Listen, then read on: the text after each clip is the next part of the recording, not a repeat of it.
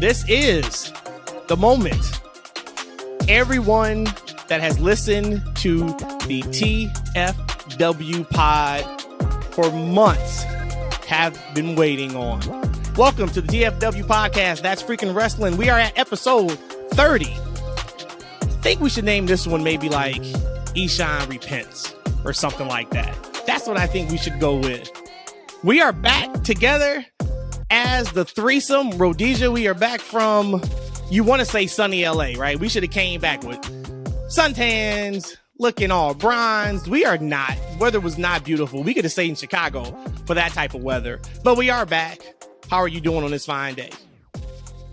I just witnessed such an amazing week worth of wrestling and wrestling fun time. So I'm still on my high right now, maybe because I haven't got much sleep since we've been back from the trip, but I am still high from WrestleMania week. Life is yin and yang.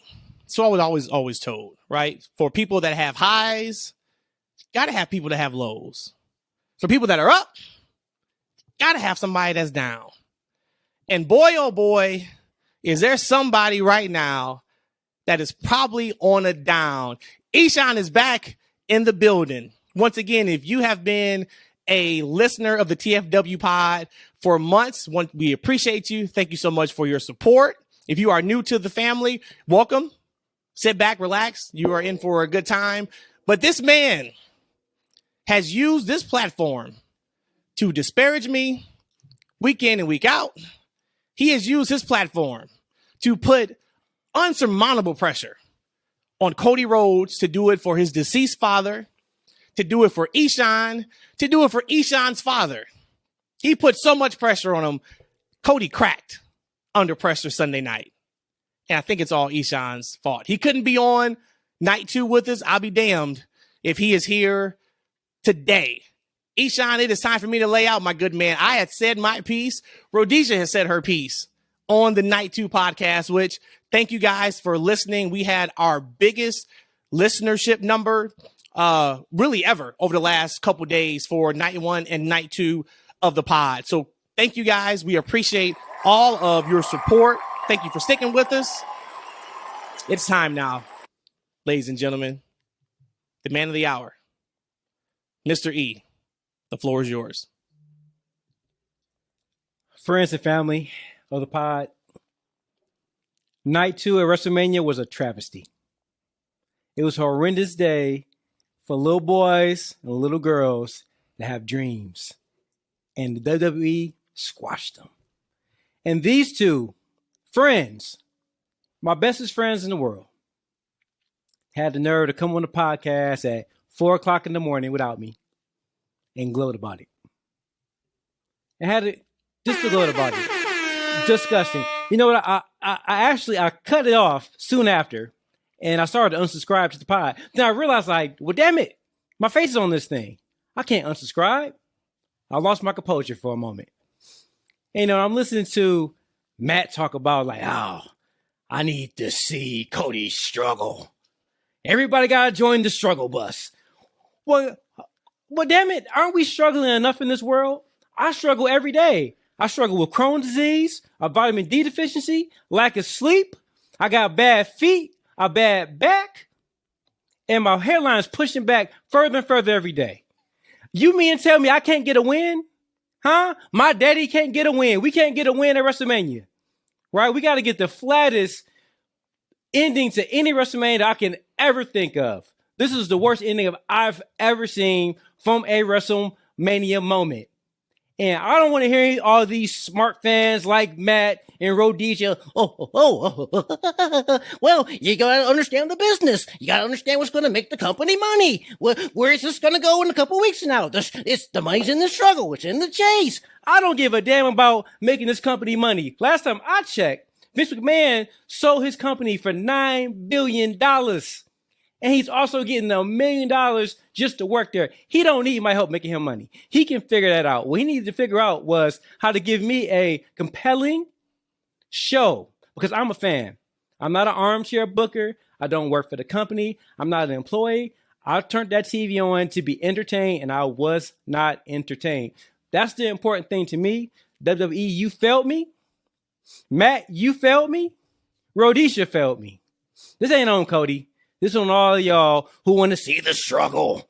We want to see people down. No, I want to see people up. I want to see people win. Let's keep going, guys. So to summarize, hey, real quick, Rhodesia, I gotta ask him a question. Toward the end of that statement there, you said you were not entertained. So what you're telling me is you worked yourself into a shoot and you were going to sit here and tell our audience that Roman Reigns versus Cody Rhodes was not one of the better WrestleMania main events of all time. Are you really going to tell us that because of the finish? Let me tell you guys something, because you guys don't know this about Matt. He's a very, very successful businessman. Very, very successful businessman. Right? Very successful businessman. And he knows it's not about how you start. It's about how you finish. You know exactly what I'm talking about. Are you gonna tell me about how you start. It's about how you finish. And that finish was like a fart in the wind. A nasty one too, a wet one. A wet fart in the wind up your nostril. That's what that was. So it was the worst thing I've ever seen. Night two. So here's and actually wait before you say, okay. Rhodesia actually called it, because she said that the Roman and Cody match was going to be 2 thumbs down. If she had 4 hands, she'd give it 4 thumbs down. And she also said that night 2 was not going to be as good as night 1. Well, guess what? Wow. Rhodesia, she was right. It was 11 thumbs down. Odd number. That's how bad of a show it was. It was 11 thumbs down, and it was the worst night of the 2. It was the horrible finish to a weekend. I went to bed Sunday so irritated. I woke up in the morning at 3 o'clock in the morning, irritated.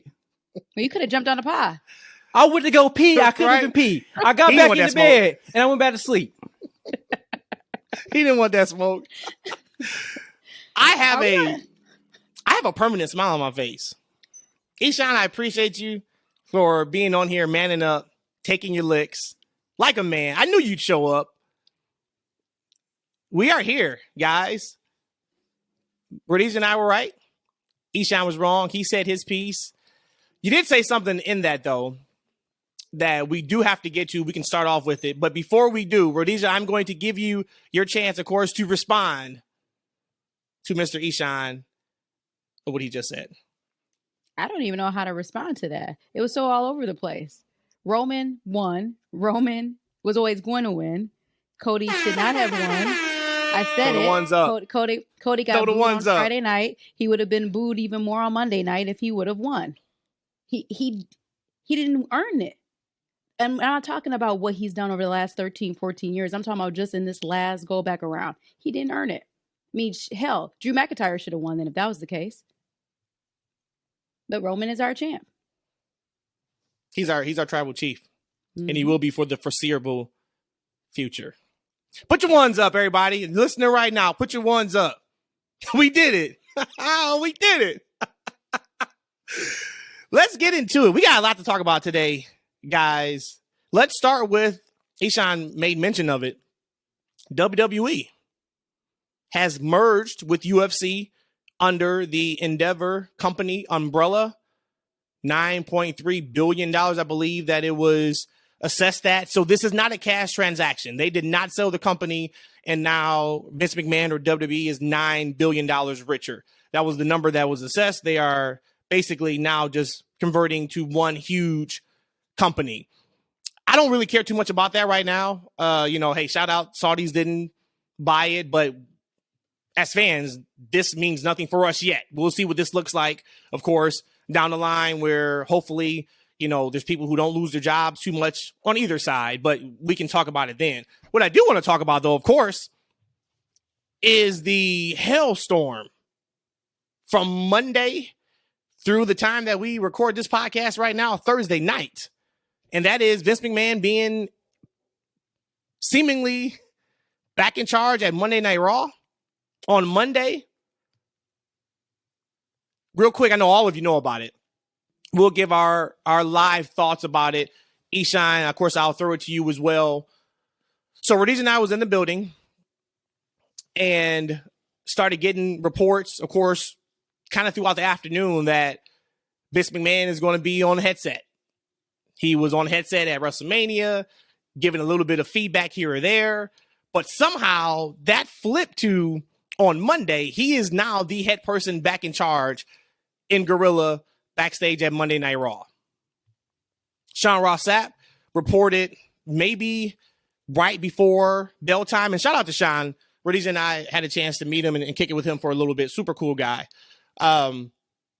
He tweets out that there are significant changes to what was supposed to happen.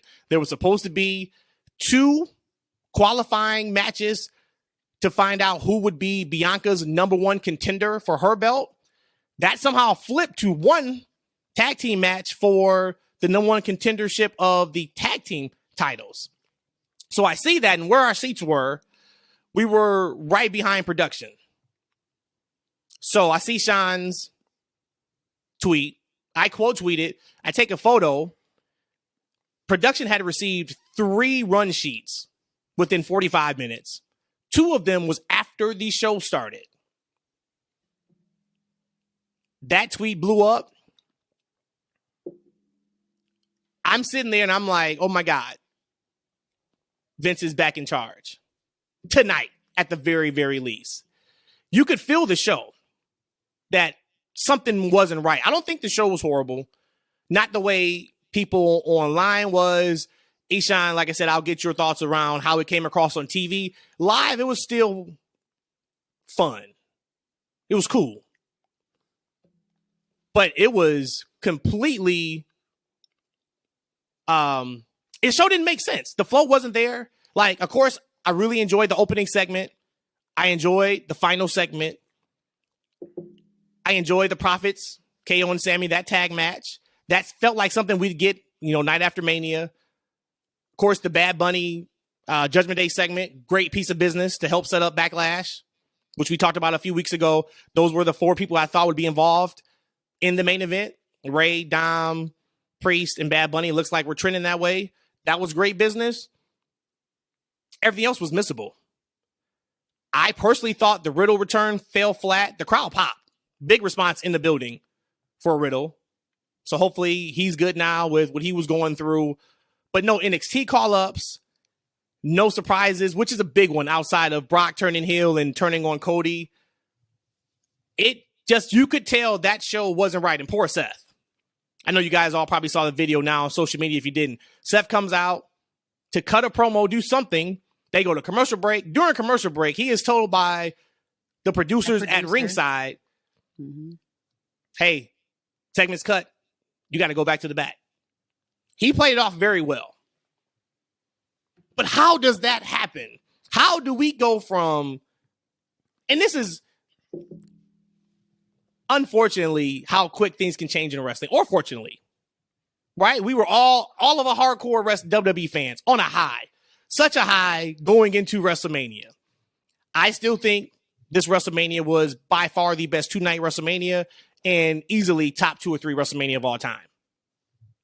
Okay. We go from that to, a lot of your fan base is upset. Cody lost. Nasty taste in their mouth. All right, well, let's see what they do on Monday Night Raw. Vince is back. Show makes no sense whatsoever. And now we get the word earlier today that Triple H is going to be back on SmackDown today, because you listen to this on probably on Friday, with some form of announcement. Who knows what that looks like? But Rhodesia, inside the building, what was your thoughts about the show? And could you sit there and feel like, man, something's not right with this? You completely took everything that was in my head about my takeaway from the show. So outside of the initial start of the show, where I call it Triple H giving his retirement speech. And it felt like it, didn't it? It felt like it. Felt like it in that exact moment, actually. And then Brock turned it on Cody. I want to say that there's it was no cohesion in the show. But I think it was. I think there was some cohesion. It's just not what I was expecting, what I've been used to over the last half a year. When you think about all those spots, so like the Bad Bunny part, Bianca coming out. Yes, she actually came out to kind of thank Asuka for dancing with her at Mania. And then to get that women's tag match for Monday. I mean, those were good things. it was just how they were to put together. It just didn't. It just seemed completely off. It was good content, just was not E for execution. A for effort, E for execution. Riddle completely flat. So you give them an A for effort. You give that show an A for effort. If I look at it on paper about what everything came out, yeah, I would give them an A for effort. I would say that it was an E for execution because it just didn't make sense. It felt like I was all over the place. It was not Raw after Mania. I felt like it was like Raw in summertime. And you know felt like a June Raw show. Yeah, like it's a slow season. Let's just put something out there. Let's get them some good stuff. But it just didn't make any sense to me. Like you said, Riddle got a huge response. But we were thinking that maybe it was going to be Randy.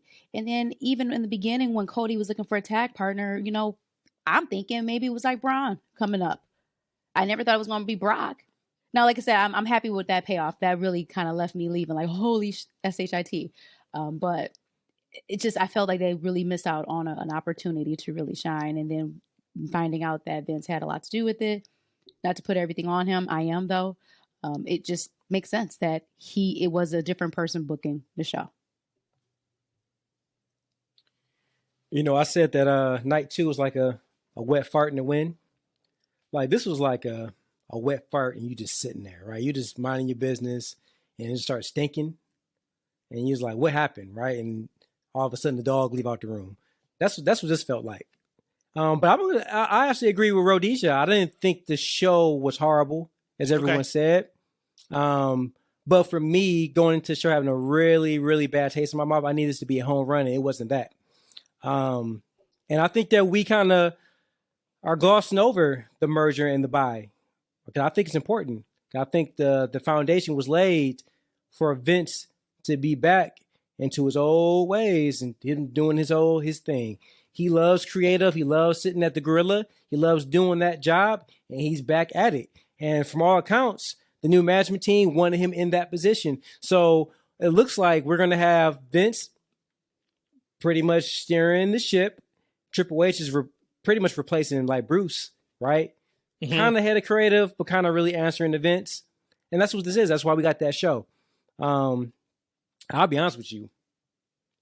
I'm severely depressed as a WWE fan. I finally thought we had our thought we turned the corner, back. right? I thought we had turned the corner. And look, I know this, you know, I know you were on Twitter bragging that, Triple H came up with that rotten idea of Roman pinning Cody at Mania. That's cool, right? Everybody can have a bad day. Everybody can make a mistake. But we're going to get a lot of this stuff with Vince in charge. We're going to get a lot of these Raws. We're going to have a lot of these SmackDowns. So this is what you're interested in. That's what you like. Have at it. Well, I think tomorrow's going to be a big day. Or once again, today, the SmackDown of this week. If we find out Vince is back in Gorilla calling the shots, we're in trouble. There was also a rumor that allegedly maybe he would be doing a lot of the creative things going forward, like via Zoom, you know, where he's not there in building, but he's there over some type of, you know, video setup or whatever the case may be. Tomorrow's going to be a big deal.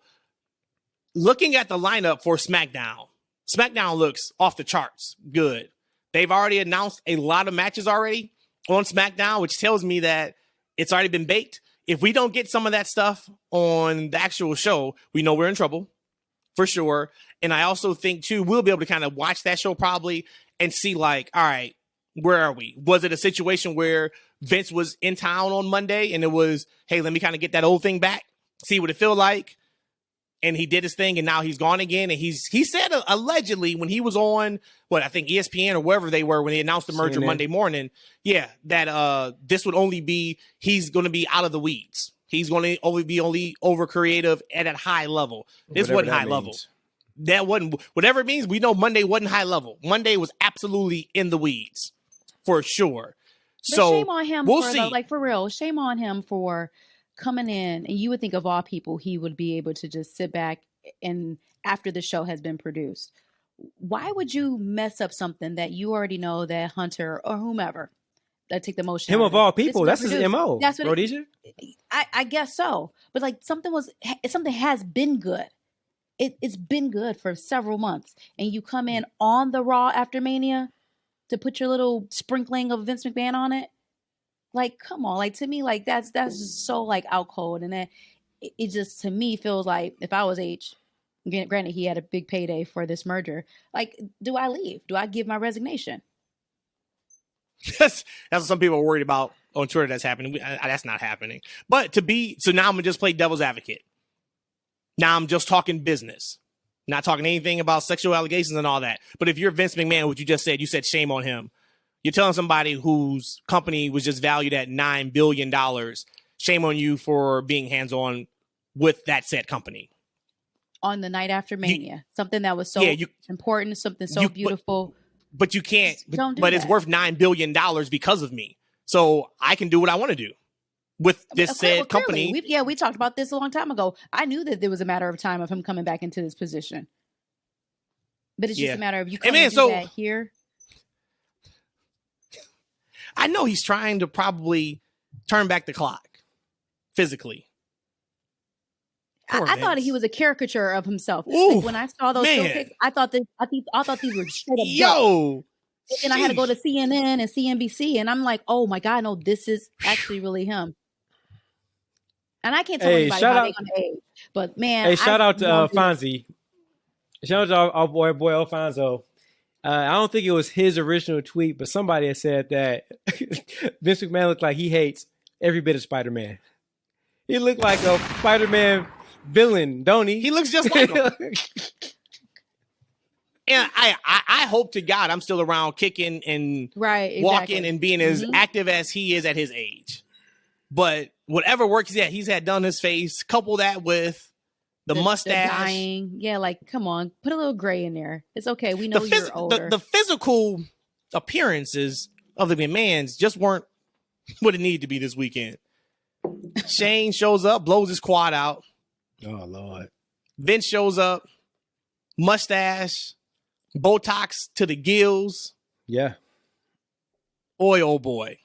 But look, so that was, man. But look, though, but you think about it, like Vince, they wanted him back in the fold. That was this whole thing was about, the whole merger. They want him involved in the company.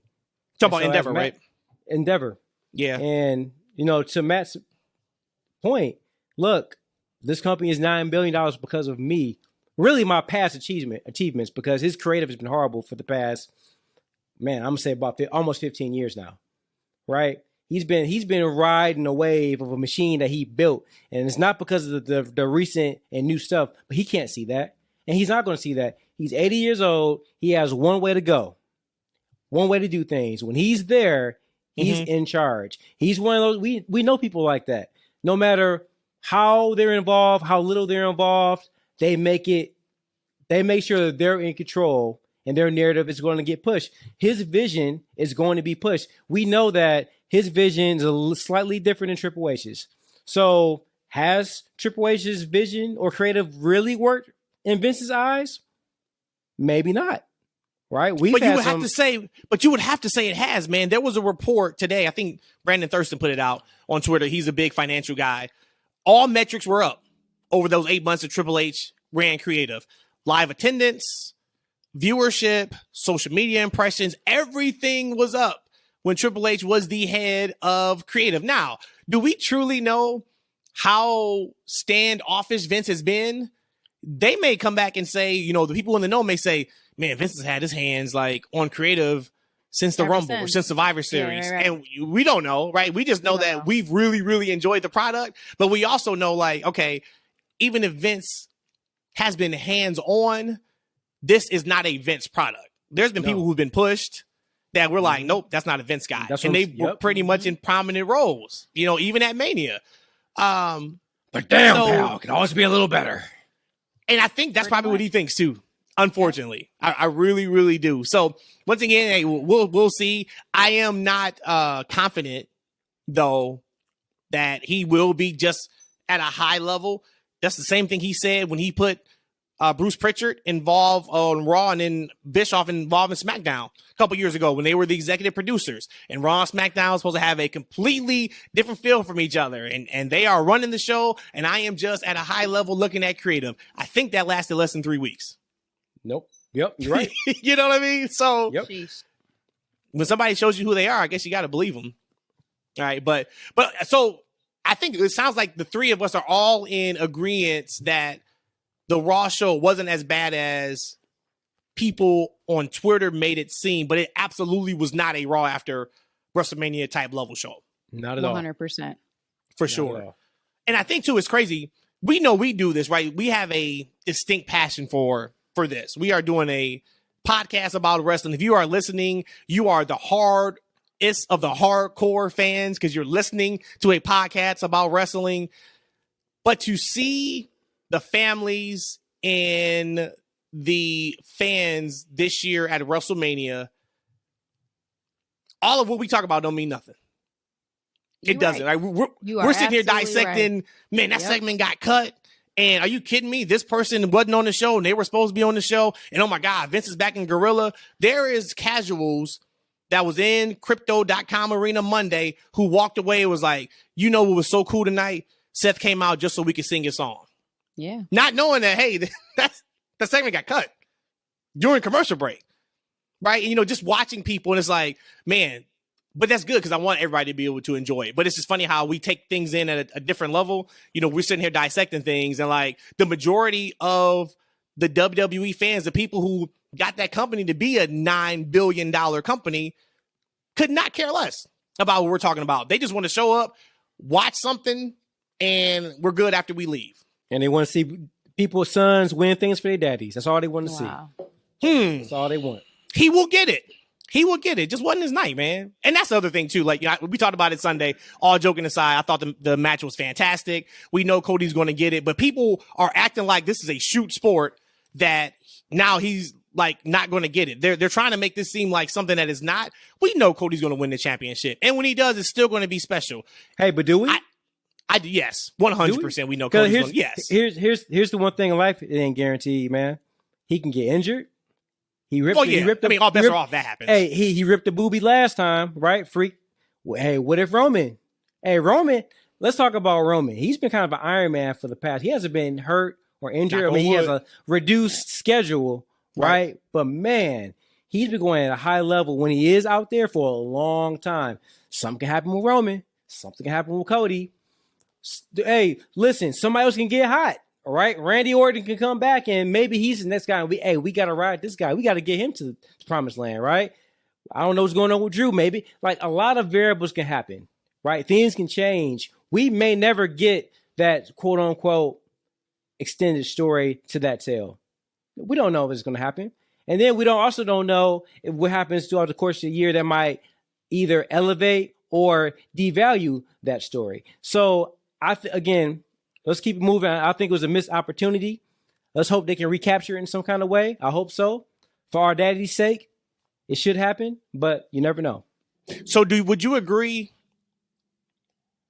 And kind of think about the answer. Would you agree if that does happen, that maybe that shows even more it wasn't Cody's time? If you're saying what you're saying, right? Just hear me out for a second. If you're saying that, hey, maybe somebody else gets hot or maybe he loses some steam, would that maybe validate the point of, hey, he wasn't ready yet? Because, okay, he wins the belt. Everybody pops. It is a feel-good moment. It is great. But what does that next thing look like? Can he now take that title, which is right now the only title in the WWE that's worth anything? I mean, we know we have IC and US, but they still haven't split the titles up. It's still Universal. If he wins that title and he is not, people are not completely invested in him as Cody, but they're invested in him beating Roman, and now you don't get those same pops. You don't get that same audience to tune in. Does that then speak to, well, maybe he wasn't ready yet? Yes and no. But so I think that the popularity that Cody wasn't given to him. And this is when I talk about he hasn't earned anything. Cody's popular because of Cody. It's not because of anything that the WWE has specifically done. Yes, they've given him opportunity, but it's about what Cody has done in the moments that he's been given. He's stolen the show and the screen every time he's gotten there. And no one else from that show other than Cody and Sammy has done that. Think about in the past 5 years, who else has risen to the level of popularity in such a short period of time than Cody? And it's Cody. It's not because they gave him. But Seth has. But we just talked about Seth, about how he's not there. Right, we're talking about right now that his song. Who's been a person who's been up there? Cody, who's let's But is Cody over Seth at any period? Is he over Sure, Seth? I'll give you that. Oh, I'll absolutely. give Cody over. That's right what I'm now, talking about. I'm not talking. Seth is a guy. He's great. I'm talking about somebody who's you can see beating Cody, and we haven't seen that in quite some time. He hasn't been given that, and so can Cody make the most out of anything he's given? Sure, but we got some potentially bad creative coming, right? We got some storylines that need to equal out, right? And sometimes, no matter how good I am, I might not be able to overcome that, right? And then one last thing I'm gonna say, 'cause I want to be keep beating this thing over the head with it, but I'm a big TV guy, right? And I remember Walking Dead. I loved that show. I think it was season 6 or 7 when they killed Glenn off, Yep. and then they killed the redhead guy. Now Glenn and the redhead guy, they weren't even my favorite characters on the show, but it was something about that show, that episode, that just turned me off, and I just didn't really want to watch it anymore. I would come back to it occasionally. I still couldn't get into it. I kept trying to watch the show, but something about I just wasn't invested in it anymore. I just stopped watching. And years later, I felt like, I found out it was a large percentage of the audience in that moment. We stopped watching that same season. We stopped watching. I just remember feeling like Negan when you were supposed to kill Negan. Yeah, I was like, look, y'all had 32 times to kill Negan. Y'all didn't kill him. I'm good. I'm out. Thank you. But see, that's the thing about these storylines, right? You think about, like, okay, sometimes you can let down an audience to where you never can really get them back. Sure, he got a nice pop on Monday, but if you keep pulling a rug from people, sometimes you just don't get them back. So it's a lot of things that can happen. So hopefully he can overcome and he can get to where he needs to be.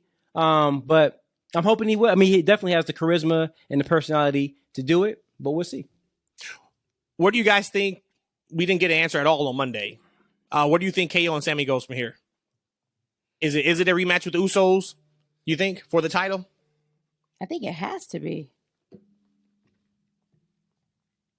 I think because right now I actually thought the Street Profits was going to be over, like done as a group, and then after Monday Night Raw, I'm surprised that they're not, that they're still together now. Maybe is this the beginning of their separation? Okay, maybe, but I would only imagine they have to bring it back with the Usos.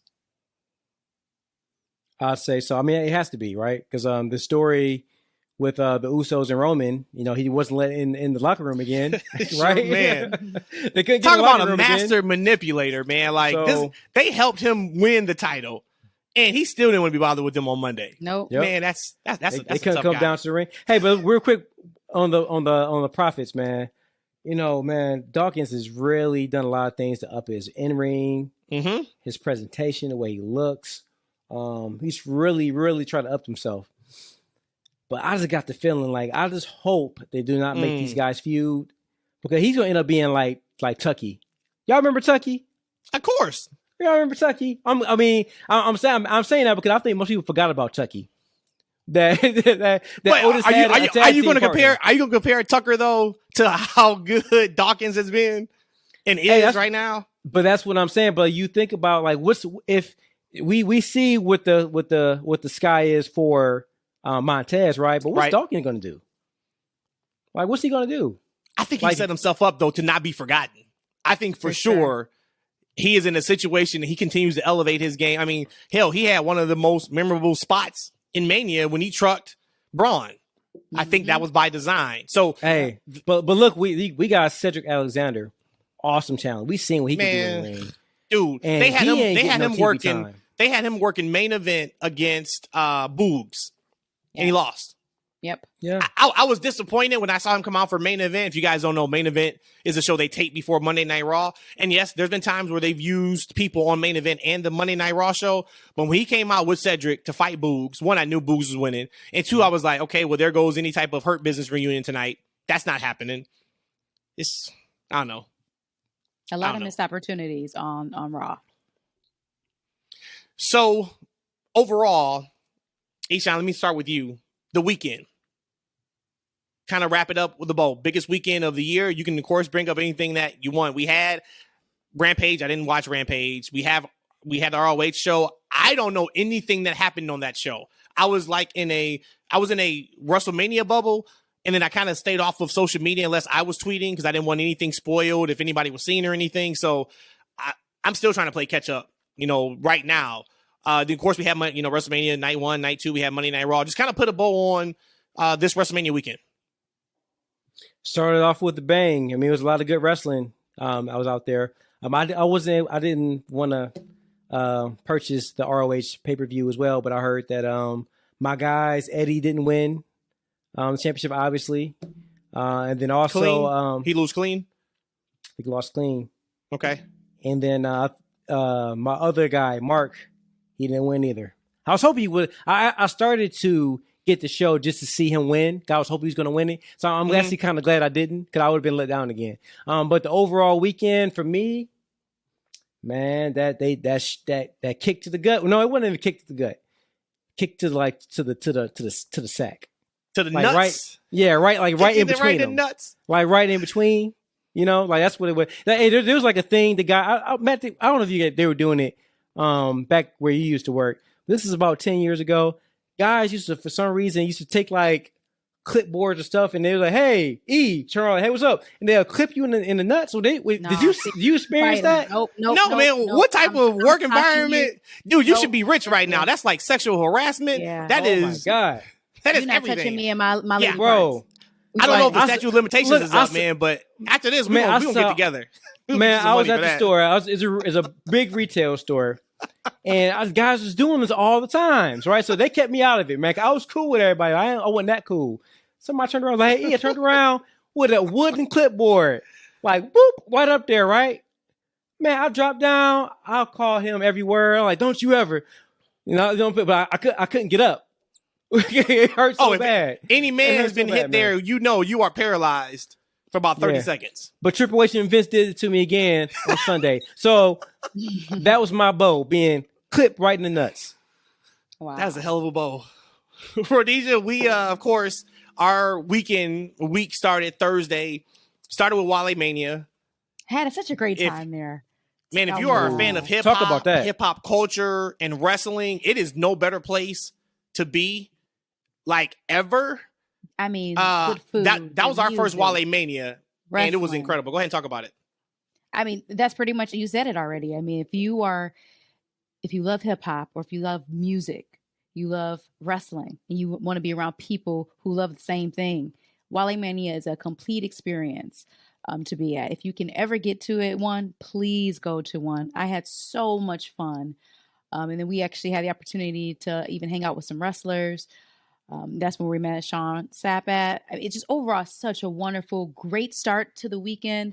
I had too many drinks that night, so I was pretty much hungover the next day, and I promised God that I wouldn't drink anymore if he made my hangover go away, which he did, so I didn't drink anymore. I had a dry weekend. But you promised you wouldn't drink anymore that weekend. Yeah, for the rest of the trip. I gave up drinking. But man, it was worth it. I had so much fun Thursday night at Wale Mania. I can't wait till next year. Yeah, so we get there, and that was the first Wale Mania we've been to. Of course, this is, I think, number 7. Either number 6 or number 7. It was 7.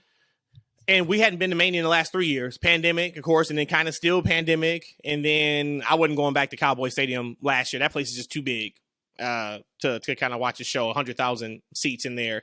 So we were able to go this year, and I'm like, we are not missing it.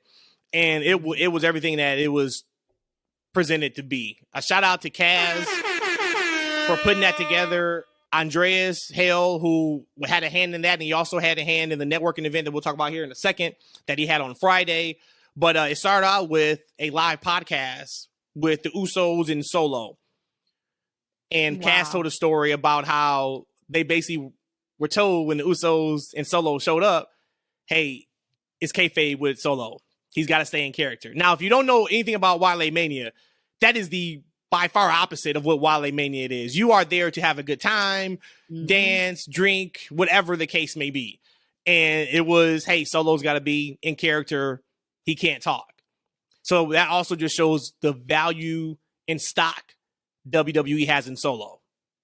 Because that's not a thing for Wale Mania. So their mom was there. She comes out, gets her flowers.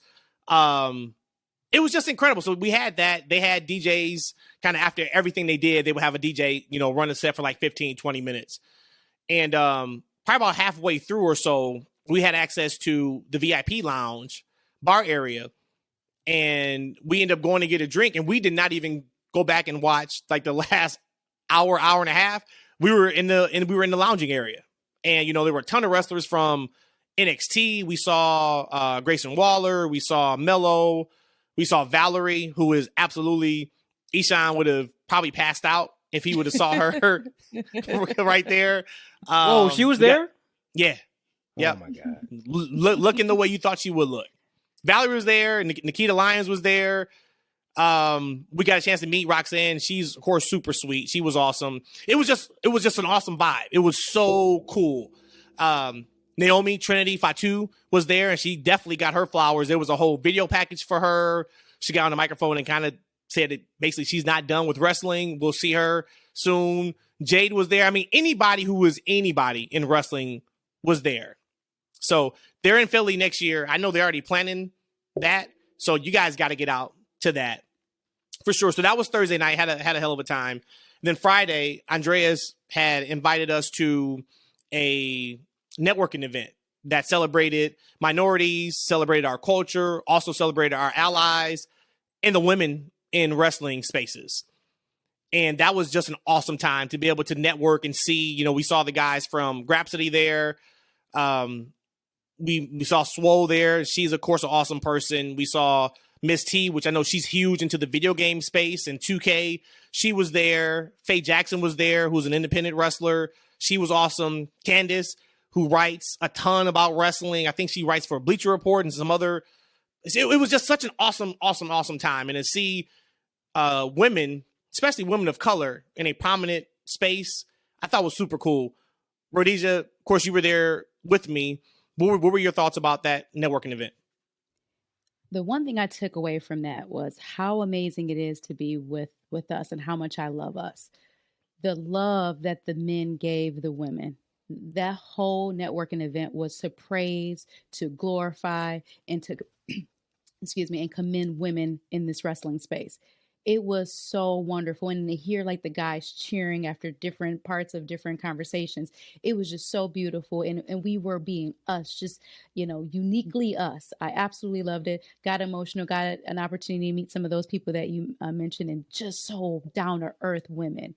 And then to hear how excited they were for me being in this space too, and how much they're trying to open the doors for the future for me and people after me. Like it's just so beautiful. The what I took out of that Friday event, that networking event, is that we actually have people who have our back.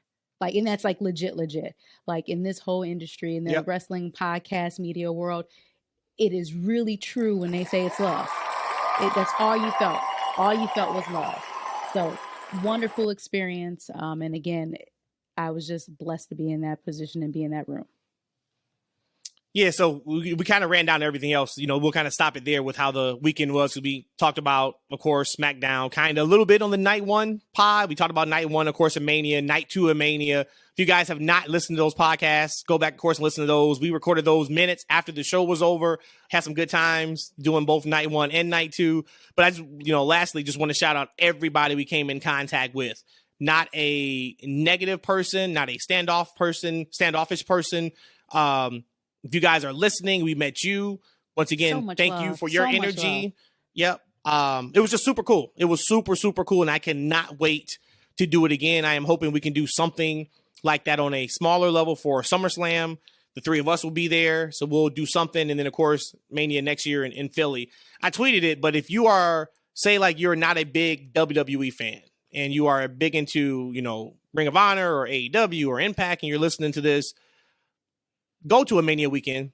You would not regret it. You don't have to go to Mania if you don't want to, of course, but just to see the entire city taken over by wrestling and the different events they have, and just to be around wrestling fans, celebrating this thing that we love, right? It is super, super cool. So shout out to everybody. If you're listening to this and this is your first time listening to us, welcome, of course.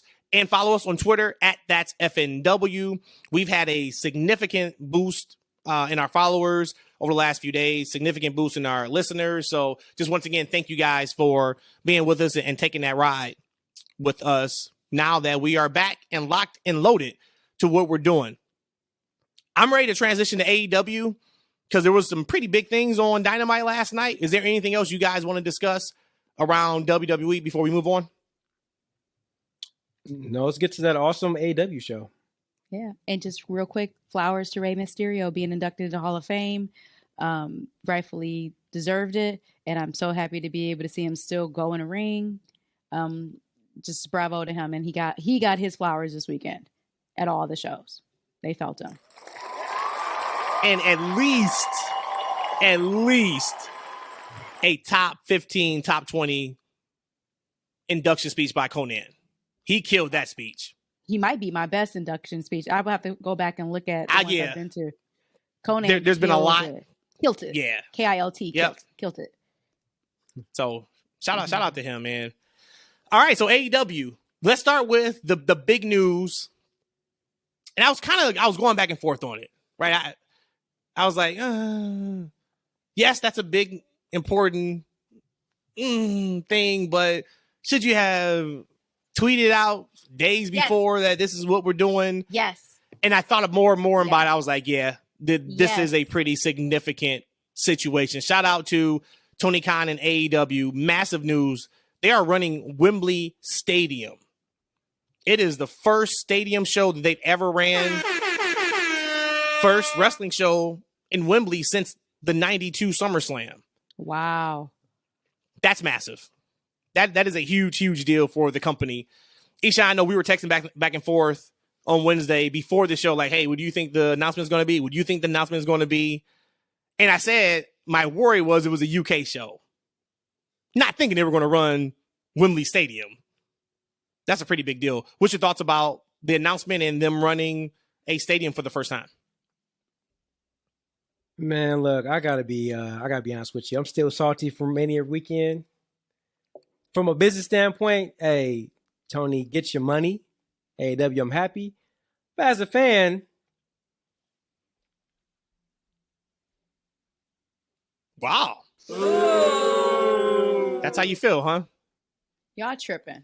Y'all are tripping. But you can't say y'all. I just said that. Well, originally you were like, this is important news, but it's not big news. And You're right. It's not big news nor important news. It's colossal news. This is colossal. This is telling and showing us that AEW is growing. We've been in the original All Out, All In. This is before AEW actually became a thing. This is something that we were at the very beginning. So to see that they're going abroad across the pond to the UK at Wembley Stadium, this is amazing. I'm so proud of them. I really hope they pull it off. And this is colossal. So yes, he should have tweeted it 2 weeks in advance. He should have had every single commercial. He talked about an upcoming news coming up, all of that. Anything you could do to go over the top, that's what he should have did. It is colossal. Bravo. April 27th in London. It's called All In London. No. August. I'm sorry. What did I say? You said April. Oh, well, they got to hurry up. They got a few weeks to sell like 80,000 tickets if that's the case. August 27th, excuse me. So, of course, I'm sitting there bummed out. That was the other part, too. I'm like, damn, we lose another show here in Chicago? Our boy Anthony Bowens comes through on Twitter and states, no, that is not the case. We're running All In London, August 27th. Week later, we're running All Out, and it will be in Chicago. Now, is that legit, or is that maybe did he speak too soon? Well, he probably did speak too soon, but that is what's happening. So, luckily for us, around this area, of course, you got to make the trip down here. Labor Day weekend is still on and popping here for All Out. So that's really, really cool. The other part that's super cool, and I thought they were going to parlay this announcement because there were some rumors around it. So maybe they'll announce it next week, in 2 weeks, 3 weeks, who knows? But HBO Max and Discovery, of course, are merging. We know that the Discovery app is merging with the HBO Max app. This is not a pay-per-view, allegedly. It said nothing. It said nothing on when they showed it about them going to London for All In.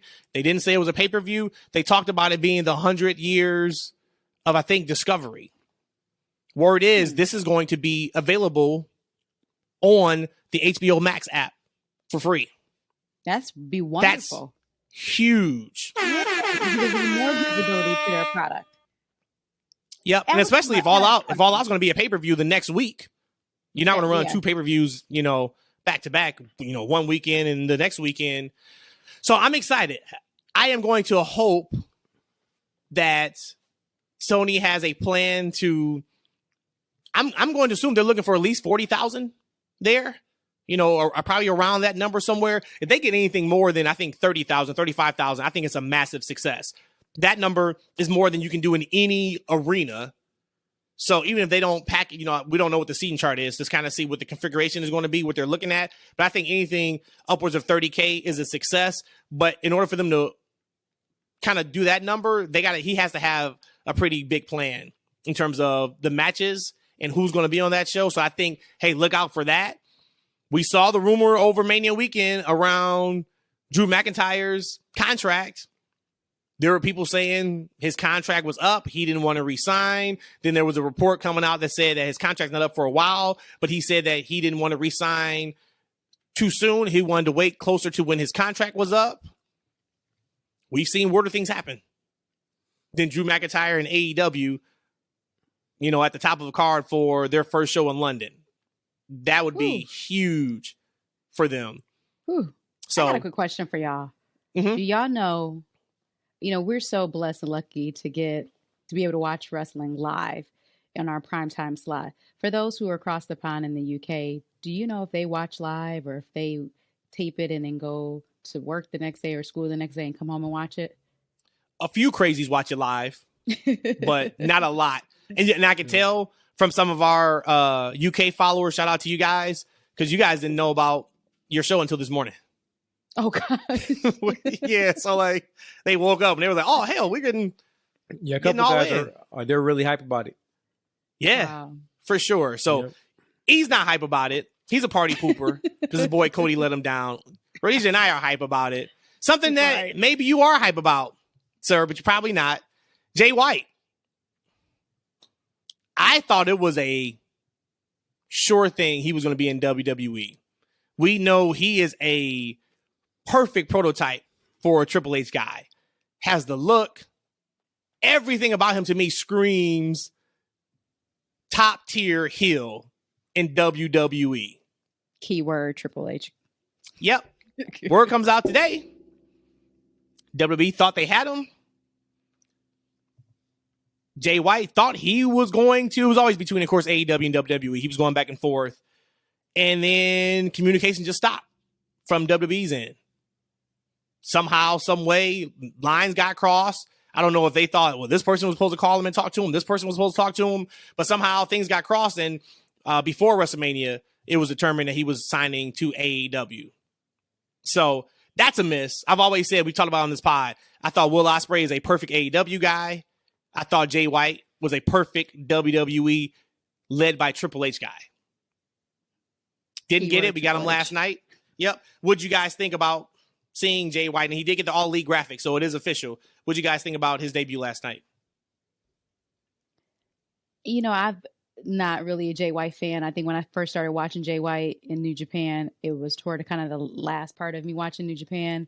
And I remember him getting some heat. I think something happened when he kind of went over the announcer's table and kind of hurt JR or something. I forgot. It was years ago, and he got a little. That was years ago. It got a little bit of heat for that, and I kind of always remember that.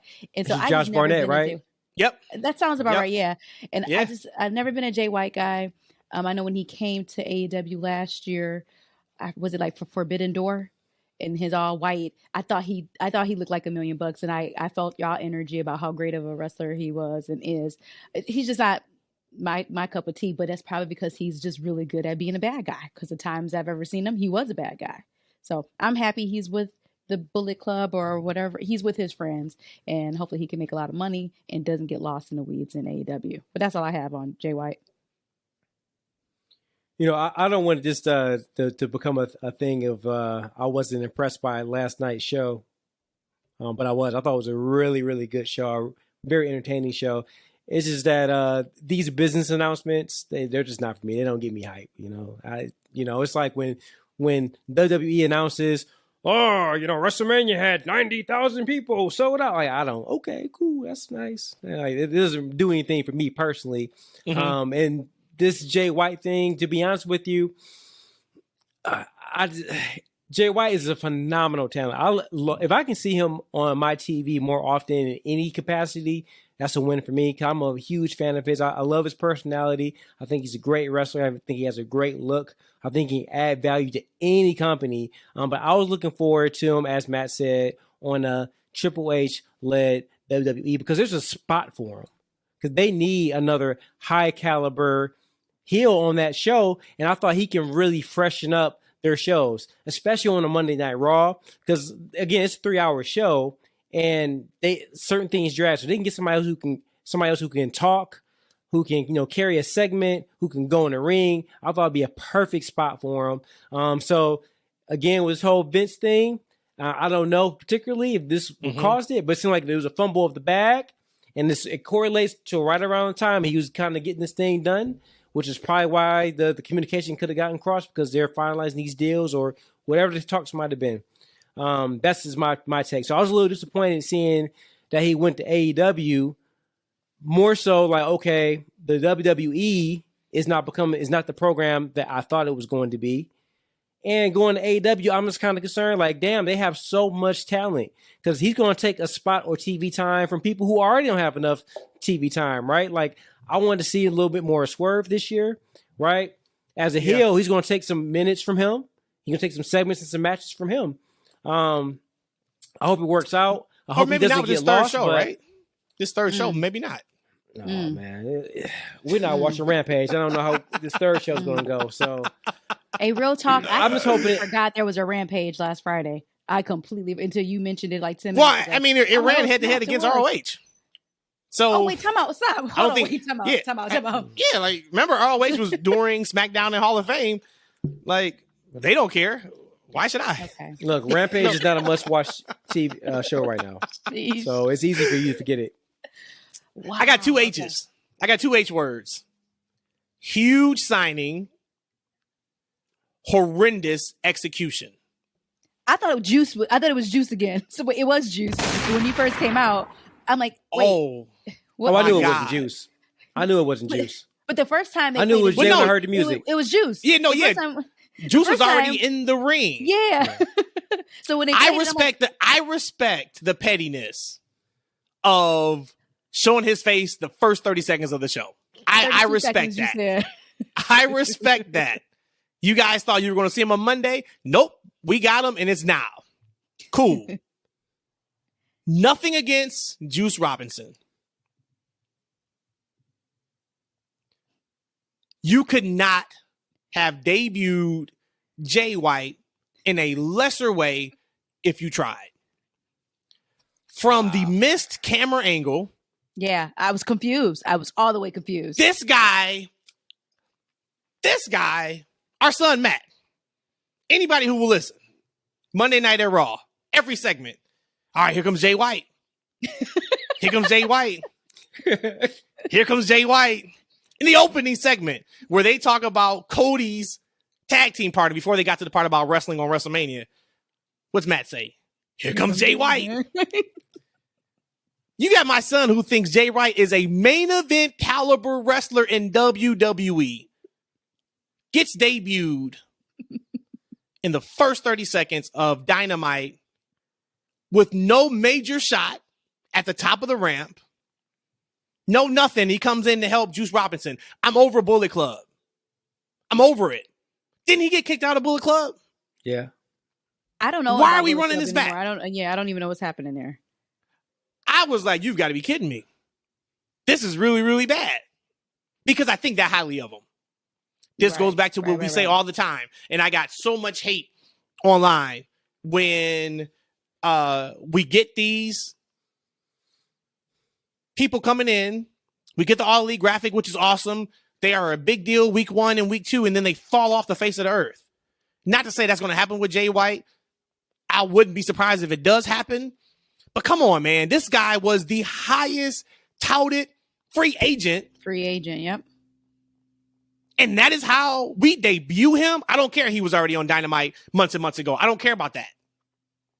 How do you not build up that music? Because anybody who's a Jay White fan knows that music. How do you not build that up, show that shot, have him come out?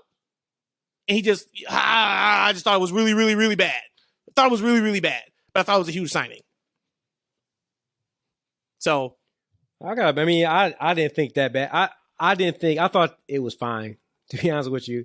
I didn't get that deep about it. But I think we're both in agreement about, we just hope that he's given the opportunity in the minutes on television, because he deserves it. He's a high caliber team. But I think go back into that, like, we've seen him on those shows multiple times. No, right? Like, we've seen Jay White on AEW within the past 6 months. I mean, probably maybe a couple, 3 or 4 times, maybe. Well, yeah, because he showed up on Dynamite in that backstage segment. I think he even had a match on Rampage, that next Friday or something like that. So we've seen him, but as much as hey, if you're in the inside of it, you know about it. As much as we thought he was going to be in WWE, or there was a chance, we know WWE wanted him. Just a debut like that, running down the ramp. So I thought that was horrible. But as bad as that was, the Gun Club made up for it. Sure did. Are you kidding me right now? My God. Are you kidding me right now? I've always loved as horrible as the execution was of the camera work with Jay White, it was as fantastic for the Gun Club. The spin around them while 50 Cent Mini Man is being played. If you guys don't know, 50 is like one of my goats in hip hop. That was incredible. Loved it. Thank you guys so much for giving us that moment. And then they proceed to lose the tag titles. We talked about it a couple weeks ago. I knew FTR was going to win the titles when the Gun Club retained at Revolution, because I was like, well, that's the reason why they beat the Acclaim. You don't want FTR taking the belts off the Acclaim. We'll see if now what that looks like, because the Acclaim have lost some steam since losing the titles. So we'll see what that looks like, but a lot. Hey, where's Warlow? Where's Waldo? Just That's asking. how I feel like. Yep. Just asking. So Gun Club entrance, what'd you guys think about their entrance? And more importantly, hey, shout out to FTR, new tag team champs. That's the way the show goes off the air. They are re-signed to AEW. I think Dax said that there was never really an intention to go to WWE. So, but I do want to shout them out for turning what a regular contract situation was into a storyline. There was a lot of people who thought it was over and they were heading to WWE. But with the stuff that Vince has popped off, I was like, well, hopefully if they sign that contract. Hopefully they ain't signed nothing yet. Hopefully they signed it like Invisible Ink. And they can be like, I was just joking. Because we know what Vince thought about them as a tag team. I kid. So, Rhodesia, what was your thoughts? I mean, you stole my thunder you gave a spoiler from the Guns in my TFW moment of the week, but I love the Guns. No, you just gave the spoiler. I didn't say, hey, this is Rhodesia's TFW moment of the week.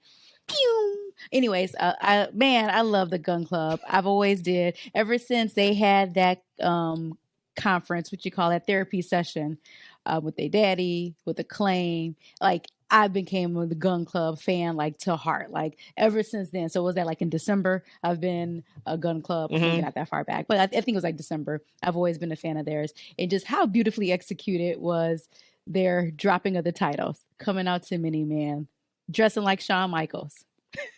I mean, come on, you can't paint that any better as a heel. Like, okay, I'm coming out to this gangster rap song, looking like Shawn Michaels. Yep, solidified them as a heel. Love that match. For FTR, I'm happy that they're there because I mentioned before, I don't think they would have been appreciated back in WWE. So I am happy that they are there in AEW and make those titles mean something, even though I did like the Gun Club. The titles, just in general, since Acclaim lost it, they've just lost a lot of steam altogether. But again, I think a lot of it's like all this stuff is getting lost in the shuffle in AEW, but they have an opportunity to turn it around. I think Dynamite was a 2 thumbs up show. It was. Like, I mean, I absolutely really strong show. Yeah. Really well, last couple weeks, last week was really, really good too. But yeah, they did a great job this week. What I said was, I felt like this Dynamite was like the Dynamite after WrestleMania. That was right. That was the Raw after Mania, mm-hmm. which is ironic. You talked about 2 episodes ago. You brought up, say, hey, where we want to see FTR. You said you want to see them leave AEW, go to WWE. Now knowing that Vince may be completely back in creative control, are you happy that they stayed with AEW, or would you still want them to take their chance and go to WWE?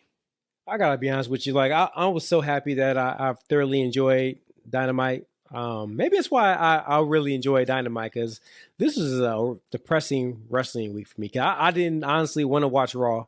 To be honest with you, I'll just watch. I'll see what's going on. I'm honestly not interested in seeing SmackDown. To be honest with you, I don't. Really? Man, they broke you. He really worked his They broke you. Hey, any new listeners of the pod, if you don't know, I'm joking, not joking, Eshaun hates AEW. Eshaun will get on this platform every single week and shit on AEW, the matches and all of that. And now he's coming back because this boy Cody did not win the big one. Eshaun now is like, to hell with WWE, hashtag AEW for life. You got to respect it. Love it. Hey, real quick. Y'all see what's been on the Twitter talking about Cody should never try to tear down the throne of Triple H. Oh my God. No, did you see that person who screamed at him when he was in the ring selling against the Brock attack? And he said the guy screamed down, was like, Triple H never forgets. I was like, wow. That's probably something down there. Right, that's probably something down there. Triple H is petty as hell, actually. That's the title of this episode. Triple H petty as hell. It could be. That could be 100%. But I always get pegged as the guy who doesn't like AEW, but it's just constructive criticism because I complain about the same things that we all complain about. Is some of the storyline gaps, like the things you guys are bringing up, the things I complain about most of the time. But those are things I'll hope will get better. But I just don't. If you look at the way Tony books, that's just the way he's booking. But I'll tell you this, and this is the reason why TK for years kept winning Booker of the Year, because compared to Vince, he is Booker of the Year. So that's what I'm depressed about. I'm like, sheesh. I mean, it's either TK or Vince. I'm taking TK all day over Vince product. Gang. All day long. Right? I think that's a unanimous decision. And so I'm like, okay, with a Triple H ran WWE, there's absolutely a spot for FTR, a valuable spot for FTR. And I think they could have they needed that. They needed another high caliber team, right? And I think this time, because we saw what they did in NXT. We saw exactly what they did in NXT. They really, really, no pun intended, they were the revolution over there. They revived tag team wrestling in that company. And they could have did it again. Now you got the Usos, you got Alpha Academy. There's a lot of strong tag teams they could have worked with. I was really looking forward to it. There was rumors that, Gargano and Ciampa were going to come back as a team. So I was like, man, they can really get this going. You got Jay White, but now you got old man supervillain Vince back. And so now we don't get Jay. We don't get FTR. I don't know if Jay and the FTR were ever considering going to the company, but for under my lens, Vince effed it up for everybody, right? So going into this match, I was going to spoil Rhodey's TFW moment because she spoiled the moment for me. Because here it is, because I have been texting Matt already, right? So Matt already knew I was behind. I had just got home when the show started. You should have texted me. I should have been in that text message that I'm behind. No. He said no. And so I'm checking. So Rhodey's sends, I don't know who sends something, but they send something in the group. So I'm thinking it's important, right? So let me check it out. Oh no, it's just Rhodey. Hey, my TFW. I'm like, oh, okay, cool. I got 3 different voices on this episode. Jeez. That just spoiled it for me. So, but it was very cool, right? Because I told you guys I'm a fan of the guns. I know I haven't sound like it, but I'm a fan of the gun. I love like their the original HBK heel inspired gear that they wear. I think that's phenomenal. And to mix that with Mini Man, I'm not as big of a 50 fan as Matt, but everybody loved 50 back in the day, right? He had banger after banger after banger for years, and that was a great song. So that was a great moment, but I also knew that they were losing. And anytime you come out to new music with a whole new presentation, you going down. They throw you a bone that night. So I'm like, okay. But it was a great creative match, right? Because there's a lot of instances trying to get disqualified. A lot of different things that was going into that. How cool was it that? Made a really good match. I don't really remember that happening that blatant. We've seen heels try to get DQ'd, but not where they did it over and over. Yeah. Like it was great. It was so good. I will say the thought they put into that, which was bell, incredible. I think that they used all their brain cells and they forgot to like work out what the finish should look like. Cause I get the double roll up piece, kind of. Yeah. But I don't know about that. Yeah. And I told you last night, I said that everything else was great up until them. I had 2 issues with Dynamite. That was the ending. I said I absolutely hated that. I absolutely hated that. That, like you said, you use all your brain cells, use up all your time allotted to figure out how you're going to produce that match until the very end.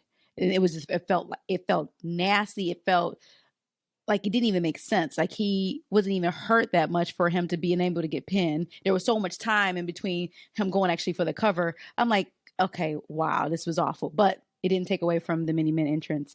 And that absolutely was hype for me. The other one was, whoa, I know they were in New York, but was Sammy promo flat as hell?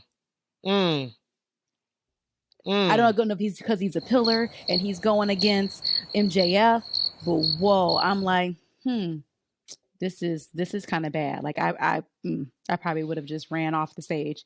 Me out the ring. I didn't think it was that. I actually thought it was pretty awful. good. I think it was awful. I think that it went on a little bit too long. Yep. But I think overall it was pretty good. It was awful. But you know what? Here's the thing about that whole thing. Like MJF, damn, he'd be a good face. Man, killed it again last night. And he seemed more natural in that role. He didn't, cause his bad guy shit, Snick. I'm saying it wrong. I said shit, and then I said Snick. Stick, right? AJ's bad guy shit just ain't working for him.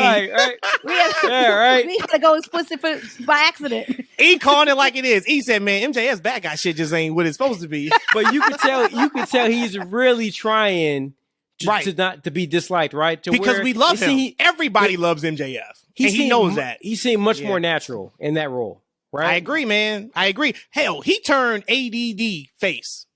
Yeah. If you can turn ADD face, he healed the hell out of Mrs. Benedict though, wherever she is. Oh yeah, for sure. But no, I agree. I agree with the MJF piece. No, the Sammy, I thought the promo was fine. I did. The crowd just wasn't into it. But what Sammy's got to figure out, and I'm surprised they haven't talked to him about this yet. Stop relying on curse words, man. Yeah. Oh my God. That is his entire promo. Something, B bitch. Word. Yeah. Something, shit. S. It's like, dude, like that may have popped us when we wasn't used to hearing those words 5 years ago on wrestling TV. It's over now. And like somebody needs to work with him on that because that ain't it. And he has some really good content in it. But when everything is a lead up just to the cuss word, because that's what it was. Yep. It was all a lead up to just the cuss word. And it's like, that ain't it. That's not it. They needed to cut probably about 3 minutes off that promo and it'd been fine. Ooh, was it even that long? You said his promo was 3 minutes and 10 seconds. Eshaun said cut off 3 minutes of it. Sheesh. But he did have a really good match with Commander. Yeah, that was a fun match. Yeah. It was a lot of good stuff on that show. When that show was over, I think I even texted E like, man, I forgot Jay White debuted. I forgot what was in the first segment. Could be a bad thing. It could be a bad thing. No, it was because it wasn't impactful. And E's response was, they only mentioned it again after, the end of the first segment. After they came back from commercial break, they said it, but I thought that should have been a big thing, whatever. We talked about that already. Christian back with Luchasaurus with a new mask. I thought that was awesome. Hey, I forgot about that, and I popped for that moment. Yep. I told you, I was like, hey, I retained most of it, but I forgot about that, and that was a good moment. Yep, they just throw so much at you, which you rather have that than have a show like Raw where wasn't the worst, but you kind of walked away like, man, that didn't seem right. What else? They also have Rio. I don't know if I really got anything else that I think we need to talk about. What you guys got? Rio and Jamie. Size difference was very noticeable, but that was a really good match. And again, her being the good girl that she is, she shakes Rio's hand at the end. Looked like she's trying to pull her up. Rio didn't want to come up, but Rio was like, "I'm down in the cell." Yeah, she's like, "Let me be." But really, because she just laid there too. Yeah, I really enjoyed that. Yeah, I mean, we talk about it every week. Jamie is such a star. She is so good. Her look, her work, she's fantastic. And Rio, we know how good Rio is, but Jamie is like it. Jamie is it. Mm-hmm. She's her. Is that what they say? Yep. She's her. She's him. Okay. She's him? Never mind. Nope. Sheets. Between MJF and his shit not working and you talking about he's him? Yep. Is it or he's her? Hey, is it time to wrap this thing up? You guys are losing it. It's time to wrap this up. All right. TFW moment of the week. Rhodesia, hit that beautiful jingle. TFW moment of the week. Ooh, wait, look at that. See, it's back, baby. Yes. It's back. Yes. If you guys do not know what the TFW moment of the week is, it is a moment that we deem worthy of a shout out. Could be anything wrestling related. Could be a promo, could be a match, could be a commercial. If it is wrestling related, it is up for a TFW moment of the week. I am sure seeing WrestleMania Night 2 was on Sunday, meaning that show is allowed to be a part of the TFW moment of the week. You guys already know what my TFW moment of the week is. Roman Reigns sending all the kids, the adults, everybody home sad. Eshaun, I told you so. Boo. Rhodesia, what is your TFW moment of the week? My forever AEW tag team champions, the Gun Club. Their entrance last night on Dynamite, coming out to Mini Man. I think there's only one artist I put before 50 Cent, and that's Michael Jackson. And we know how that went last time we talked about Michael Jackson. Point is, them coming out to... She posted a photo today. Real quick. I'm going to send it to you guys. How you gonna talk over my moment of the week? I know, I'm sorry. I swear to God, I found my tweet, my original tweet. I was going to quote tweet it and say, if you really don't think you look like a gorgeous Michael Jackson, but I didn't do it. I held restraint. Thank you. That lady looks like a gorgeous Michael Jackson. Come on, man. Let's not do that. She knows it. And it's no longer International Women's Month, so I can get away with doing it now as April. Hey, right before you continue to go, Rhodesia, this is how you know that these two have been married for forever. Matt has absolutely no idea how to give a woman a compliment in 2023. That's what this says. Yeah, Please continue, Rhodesia. Yeah, right. I give all the... A woman has never told me that I did not give them a proper compliment. They did on Twitter. Soraya. They did Besides Soraya. Soraya. Go ahead. Please continue, Rhodesia. And she did it. She did it just for the heat. That's all. Okay. Again, where I was at, my forever AEW tag team champions, the Guns. And then again, what made it even more important that we haven't talked about already was that on the broadcast, for what I can hear on the TV, everybody was rapping the lyrics. That right there made it even harder to me. So for that, for the fans being there, embracing the Gun Club coming out to Mini Men, rapping every single words to it, that makes it my TFW moment of the week. Not every single word. They spit that water out when the N word came out. They sure did on that one. No, some of them probably said the N-word. They might have. But since I know how to compliment women, and I want to keep it women, I want to give an honorable mention really quick to Bianca Belair's entrance at Mania. Those little girls showed up. Great job. A little girl at the end, I believe her mom passed early in the day, so shouts out to her. Prayers to her family. But my moment of the week, just because it happened so soon, was, and that's why I laid out, was Riho and Jamie. That match for me was amazing. That might have been my match of the night. Man, cause actually the reason why it was my match of the night and my moment was because Riho, who I'm not sour on her, But she showed me something in that match. She was hitting haters hard as she was getting hit. She was really going toe to toe. Jamie is phenomenal. That was a really, really great match. That wasn't a match that was great for women, because sometimes we do that. We kind of lower the bar a little bit for some of expectations from a women's wrestling. But that match stood up to any match, to any men's match. I dare say it was on the level of Charlotte and Rhea at Mania. It was just a really, really, really, really great match. You had it till you had to go jump off the cliff. You had it until you had to go jump off the cliff. You wasn't watching Charlotte and Rhea, that maybe this is one of your like bathroom breaks or your food breaks. You went to go get seconds or something. There is no way in the world you thought that match last night on Dynamite was even close to Charlotte and Rhea. Charlotte and Rhea was a WrestleMania main event. You think that match, well, I guess that could be a WrestleMania main event because they got it done more than Cody did. My bad, man. I digress. Go ahead and finish your TFW. Hey, if I can put Rhea, Riho, and Jamie next to that match, that's why I continue to let you put that horrible feud with CM Punk and MJF next to the Bloodline feud. You do every damn show. Let me have my moment. I'll let you have yours. We good. Hey, we getting part 3 of that. They're gonna sell out. They're gonna sell out Wembley Stadium.